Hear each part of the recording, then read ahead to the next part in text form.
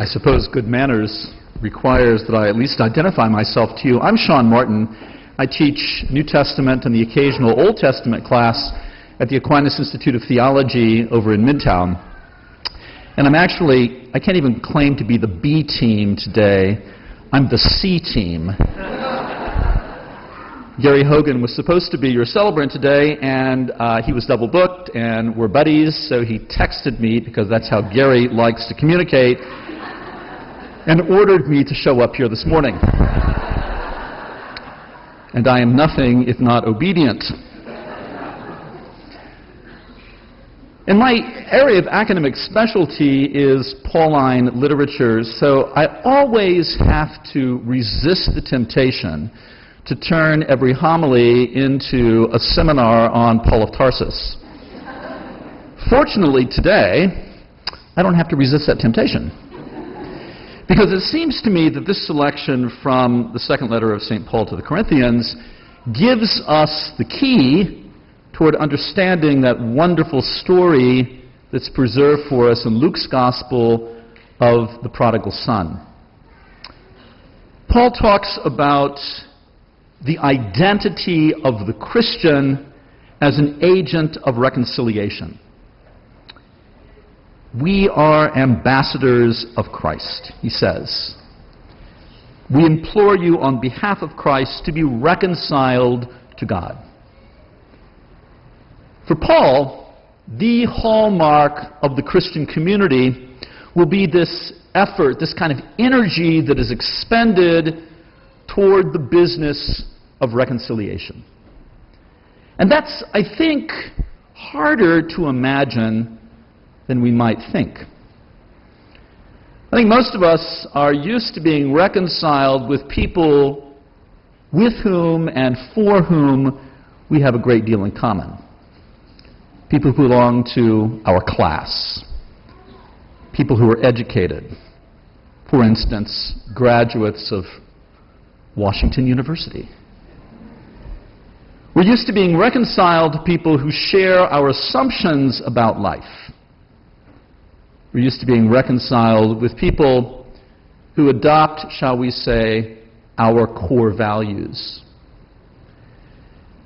But real reconciliation is a lot harder than just making up with people with whom you already have 98% in common. Real reconciliation means overcoming those kind of seemingly insuperable barriers between people. Barriers that are caused by differences in class, barriers that are caused by differences in race, barriers that are caused by differences in religion, barriers that are caused by differences in personality. Reconciliation is hard work. And we see how that gets illustrated in that story that Jesus tells us from Luke's Gospel. That boy, as we would say in Texas, that boy is trouble walking. No, he really is. What a mess. He's peremptory. He's demanding. He wants his share of the father's estate even before the father has had the decency to die. So he's greedy. I mean, this is not a nice person. And those of you who are familiar with the 12-step program know that he kind of goes through what looks like addiction. And he hits bottom. And there he is envying the food that the pigs eat. And that's an awful thing for a young Jewish boy to envy. He's a mess. And yet the father, who clearly here is the agent of reconciliation, never gives up on that kid. Never. I would have.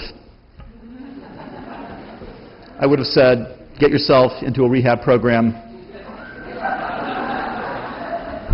Work your program. Straighten up. The father does none of that. The father, in fact, has been scanning the horizon perhaps constantly on the lookout for this kid, and doesn't even let him, complete that well-rehearsed speech. Father, I've sinned against heaven and against you. And before he can even complete it, the father interrupts him and restores him to his former estate. Nice clothes, good food. I was pleased to see they were eating beef. I lived for a long time in Texas. That's the national food of Texas. Tenderloin. We don't call it New York strip down there.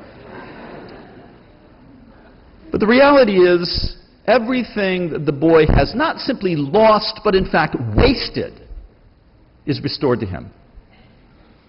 And it looks like reconciliation is sort of a neat little story in which all the unraveled ends are, so to speak, sewn back up. Except that we've got that older brother, who is, in many respects, the polar opposite of his own brother. Where the younger one was a wastrel and given to addictions of various sorts, the older one is severe, puritanical. We might even think he's chronically angry. Look, all these years I served you, and not once did I disobey your orders. I'd say this guy needs a little time in therapy to work out his anger issues. And the father, again, does not give up on that angry older boy. The father continues to dialogue with him. The father continues to open his heart and his house to this angry boy. Only the story does not end. The story is actually open-ended. We don't see that angry older brother join the party. We don't see him exchange the abrazo with the younger brother. When the story ends, the older brother is frozen, as it were. So what are our hopes for that older brother? Will he join the party? Will he be reconciled with brother and father? I suppose it depends upon who you identify with in this story. I realize there are some people here in the chapel this morning who are still, shall we say, enjoying their yeasty years of undergraduate excess. So perhaps you identify with that younger boy and his wastrel ways. Or perhaps you might even remember the excesses of your undergraduate career, if in fact you can remember them. That's sort of the nature of excess. It tends to exercise a certain damnatio memoriae on our worst behavior. It's a kind of built-in anesthetic. Or maybe you're like that older brother, always towing the line, always cooperating, if sullenly, if angrily. I think these boys, in some respects, represent types, and maybe we're both of them. But it seems to me that the Lord wants us not so much to identify with the older son or the younger one, but with the father. The one who is always about the work of reconciliation. The one who is always scanning the horizon, on the lookout for these kids. Never disappointed. Always ready to open the house and the heart. For St. Paul, that is what God does. Even when we wander, even when we're wastrels, even when we're angry, God is always there, looking for us, looking out for us. And it's foolish in some respects. I have a friend who's actually a psychologist and who thinks that this father is really the cause of all that dysfunction in the family, since he seems to have a poor sense of boundary. And I say to him, as an exegete, that's not really the point. This is not meant to be a story of family dynamic. It is meant to be a portrait of who our God is. Someone who is never content to let us go.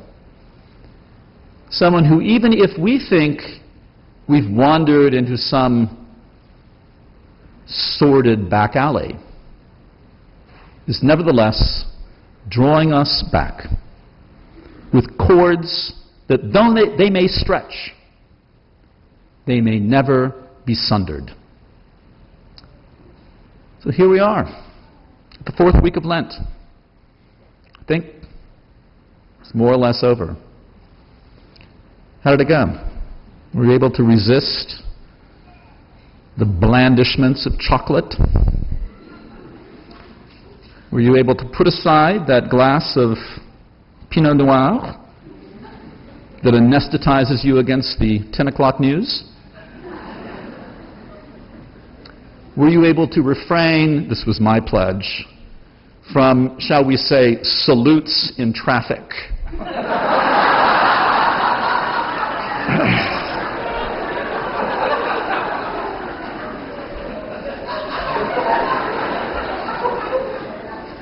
Perhaps some of you were the beneficiary of one of my salutes. I have the decency, at least, to throw a scarf around my neck if I'm wearing the collar, you know?